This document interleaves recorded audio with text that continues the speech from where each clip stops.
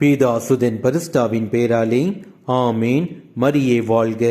இன்றைய வார்த்தை: நெறித்தவறி நடப்போரை இழிவாக கருதுவர், ஆண்டவருக்கு அஞ்சுவோரை உயர்வாக மதிப்பர், தமக்கு துன்பம் வந்தாலும் கொடுத்த வாக்குறுதியை மீறார்.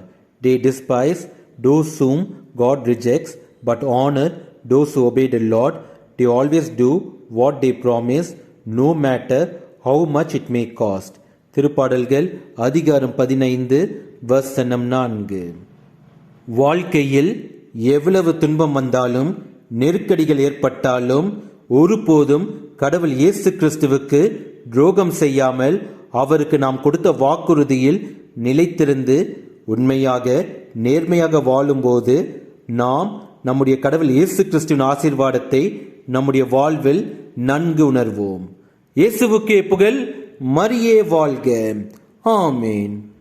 என்னென்ன துன்பம் வந்தாலும் நான் கலங்கிடவே மாட்டேன். என்னென்ன துன்பம் வந்தாலும் நான் கலங்கிடவே மாட்டேன். யார் என்ன சொன்னாலும், யார் என்ன சொன்னாலும் நான் சோர்ந்து போக மாட்டேன். நான் சோர்ந்து போக மாட்டேன்.